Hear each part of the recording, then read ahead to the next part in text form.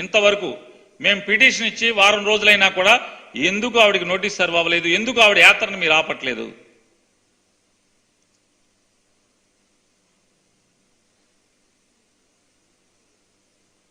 ఇవాళ అంటే ఎంత చంద్రబాబు నాయుడు ఎంత దగాకోరు మనిషి, ఎంత దిగజారి ప్రవర్తించగలడనే దానికోసం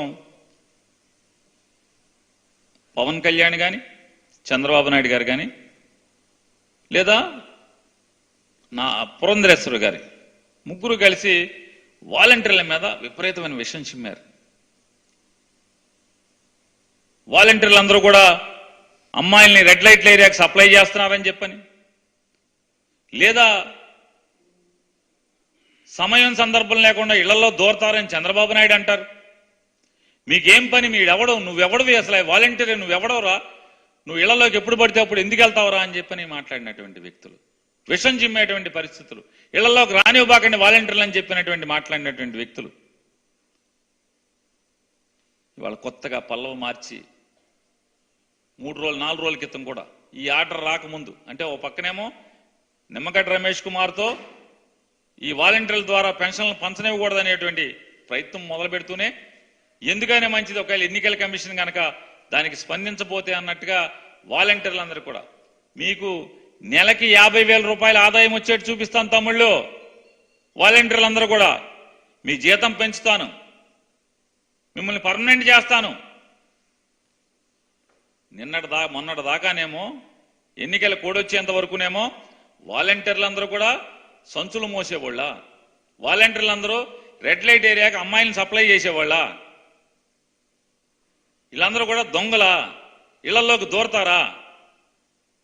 ఇవాళేమో వాలంటీర్లందరూ కూడా చాలా మంచివాళ్ళు, మీకు జీతం పెంచుతా, నెలకి 50,000 ఆదాయం చూపిస్తా, మిమ్మల్ని నేను కొనసాగిస్తా.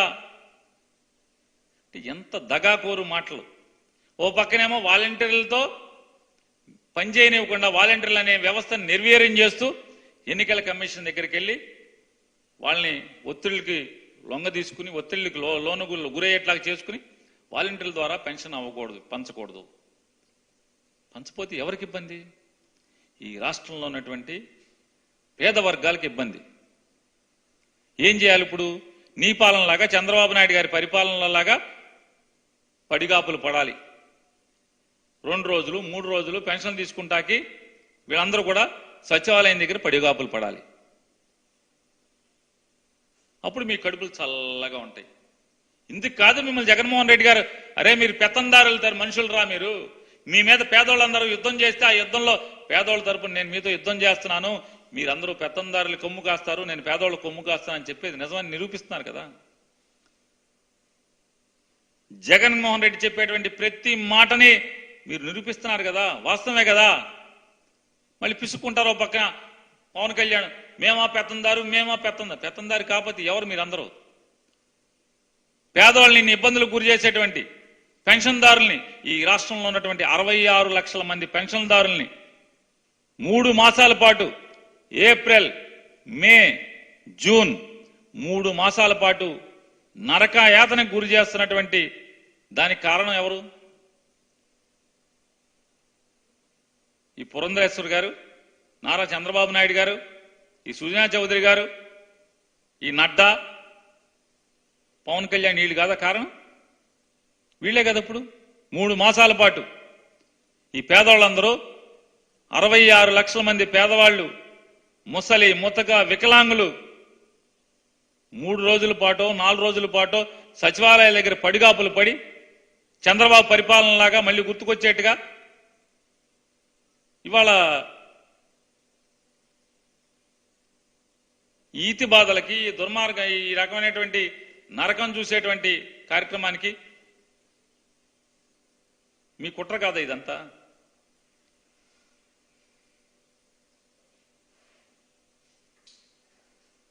ఇది ఈ రకమైనటువంటి దుర్మార్గమైనటువంటి ఆలోచనని, ఈ తప్పుడు ప్రయత్నాన్ని, ఈ పెత్తందారి మనస్తత్వాన్ని రాష్ట్ర ప్రజలు తిప్పి కొట్టాలని చెప్పని వీళ్ళ దుర్మార్గమైనటువంటి చర్యలు మనం చూస్తున్నాం. పేదోళ్ల పట్ల పేదోళ్లకు ఉన్నటువంటి సౌకర్యాన్ని ఏ రకంగా కాలరాస్తున్నారో చంద్రబాబు నాయుడు, పవన్ కళ్యాణ్, భారతీయ జనతా పార్టీ ముగ్గురు కలిసి ఇంత కిరాతకంగా చేసేటువంటి ఈ కిరాతక చర్యల్ని ఖండించమని, రేపు వచ్చేటువంటి ఎన్నికల్లో వీరికి తెడ్డు కాల్చి వాత పెట్టమని చెప్పని ఈ రాష్ట్రంలో ఉన్నటువంటి పేద మధ్యతరగతి వర్గాలందరినీ కూడా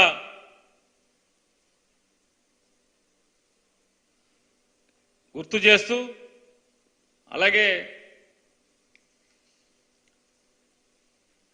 పవన్ కళ్యాణ్ గారు కూడా మాట్లాడుతున్నారు.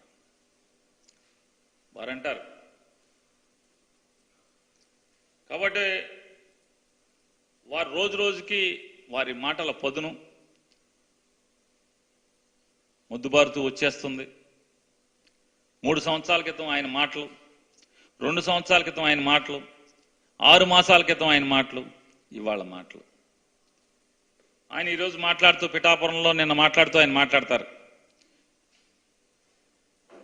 అబ్బా నేను తొందరగా మాట ఇవ్వనబ్బా, నేను మాటిస్తే మాత్రం వెనక్కి వెళ్ళేది లేదు ఇక అంటే. నిజంగా ముచ్చటేస్తుంది. ఇంత చక్కగా, ఎంత బాగా నిజాయితీగా, ఎంత గొప్పగా నిజాలు మాట్లాడతారు సారు.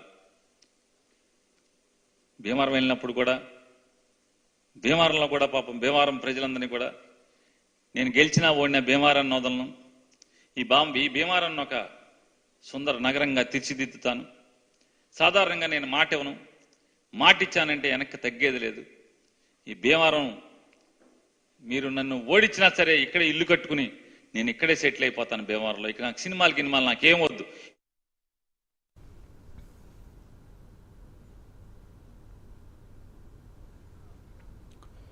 ఫోన్ ట్యాపింగ్ కేసులో విచారణ కొనసాగుతోంది. బంజారాహిల్స్ పోలీస్ స్టేషన్కు సంధ్యా కన్స్ట్రక్షన్ ఎండీ శ్రీధర్ రావు వెళ్లారు. గతంలో ఫోన్ ట్యాపింగ్ అంశంపై పోలీసులకు ఫిర్యాదు చేసినట్లు శ్రీధర్ రావు తెలిపారు. తన దగ్గర ఉన్న సమాచారాన్ని ఇవ్వడానికి పిఎస్కు వచ్చినట్లు వెల్లడించారు. అడిషనల్ ఎస్పీ భుజంగరావు తన ఫోన్ ట్యాపింగ్ చేసి ఇబ్బందులకు గురి చేశాడని తెలిపారు. ఆ వివరాలన్నీ దర్యాప్తు బృందానికి ఇచ్చినట్లు శ్రీధర్ రావు తెలిపారు. త్వరలో అన్ని విషయాలు వెల్లడిస్తానన్నారు. తనపై అక్రమ కేసులు పెట్టి గత ప్రభుత్వం వేధింపులకు గురి చేసిందని శ్రీధర్ రావు అన్నారు. మరింత సమాచారం మా ప్రతినిధి కుమార్ అందిస్తారు. కుమార్. Thank you Sunil. మొత్తానికి ఏదైతే సంధ్యా కన్స్ట్రక్షన్ ఎండీ శ్రీధర్ రావు ప్రస్తుతం బంజారాహిల్స్ పిఎస్ అయితే రావడం జరిగింది.